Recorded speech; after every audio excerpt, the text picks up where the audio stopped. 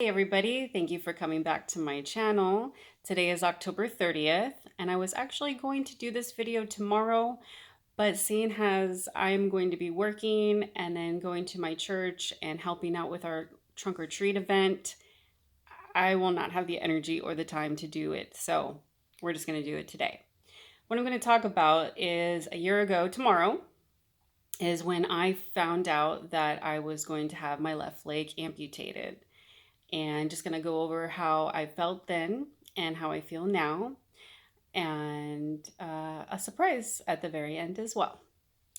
So, my mom, who went to most of my appointments, if not all of them, it's kind of hard for me to remember. There were so many. We went to my surgeon's office, and he basically gave me three options. First one was I would they would try to do a reconstruction and a replacement of my pelvis, but there was like nothing for them to really attach this replacement to, because the cancer tumor I had was 12 centimeters, and so it completely like shattered the left side of my pelvis, and it thinned down and wore away at surrounding bone. So there really wasn't much for them to like work with.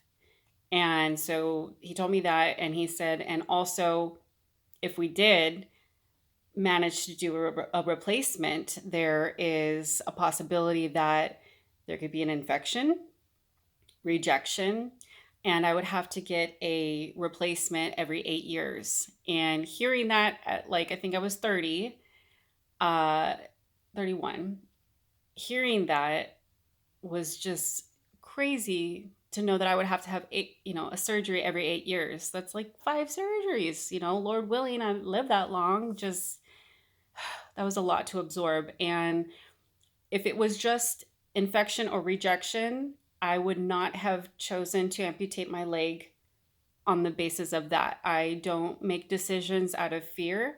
I think fear-based decisions are not a great thing, and you really should look inside your no and come up with something that with something that you're comfortable with, and it's because you genuinely feel like that's the best option for you, that it's not fear-based.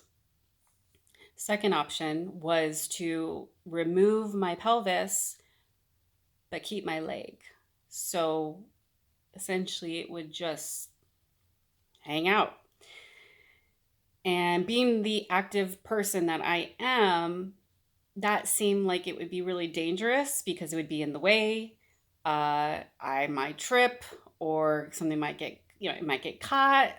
It just, that was not a good option for me. And so finally he presented the amputation idea, and I just figured, well, I'll adapt. I'll figure out a way to do the things that I do every day. Maybe in the future they'll come out with something awesome, a really wonderful leg that just feels like my leg. Because when you have as high up of an amputation as I have, prostheses are harder to use.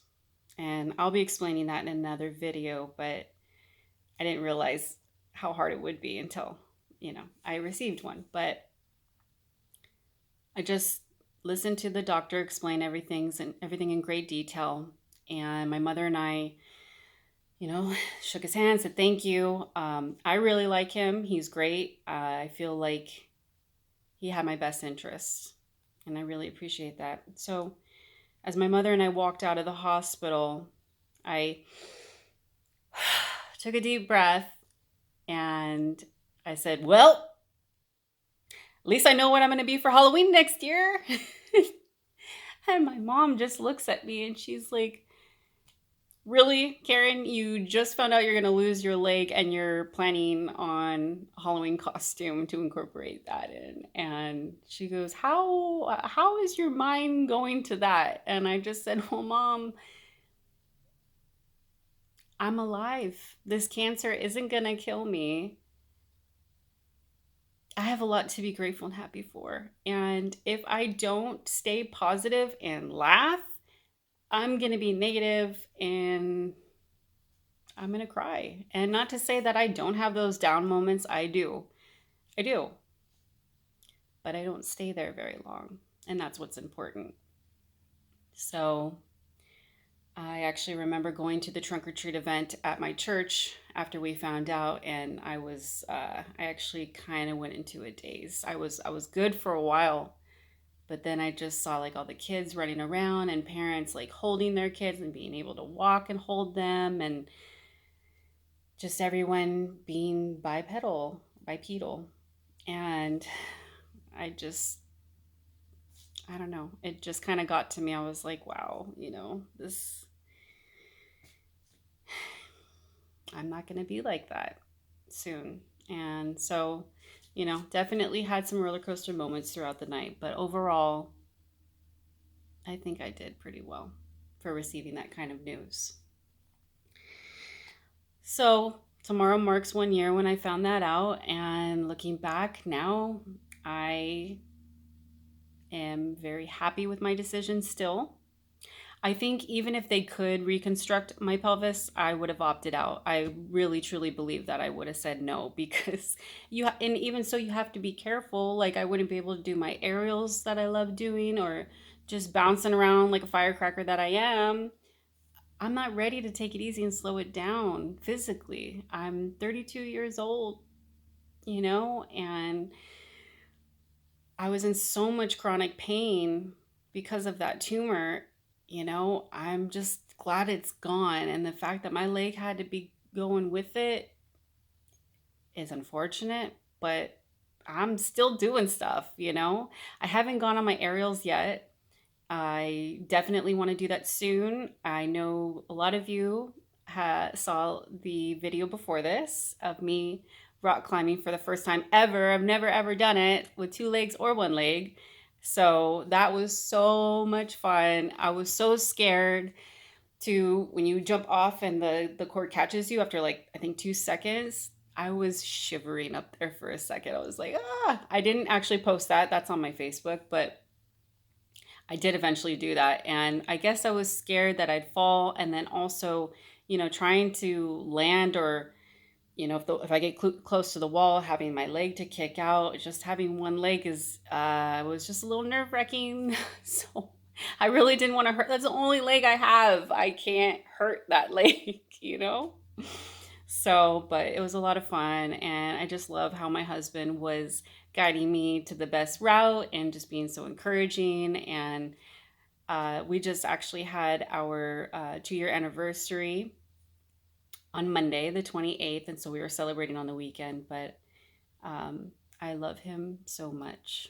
And I really, truly believe if I didn't have him, like a partner, someone I'm in love with, it would have been very difficult for me to be as solid as I am. So for that, I love you, baby. So moving on, I have a little surprise. I have my Halloween costume, and I'm going to wear this to work tomorrow, and I'm going to beat everybody because this is awesome. And it has been done before. It's not original, but here it goes. Okay, so if you are too young to remember a 1983 film called Christmas Story, there was a lamp that had 1 leg. And it's hilarious. It's a leg lamp. And so obviously I don't have the fishnet. I'm not wearing the high heel tomorrow because I want to be comfortable. But I'm going as the leg lamp from Christmas Story. So if you follow Joshua Sundquist, he did it and he looked awesome. And one of these days I'm going to find a costume that nobody's thought about, and it won't be cosplay. It'll just be like a normal, something that we see all the time, and I'm going to be it. Mark my words. So anyways, guys, happy Halloween. Be safe. Have a lot of fun. And until next time, take care. Bye.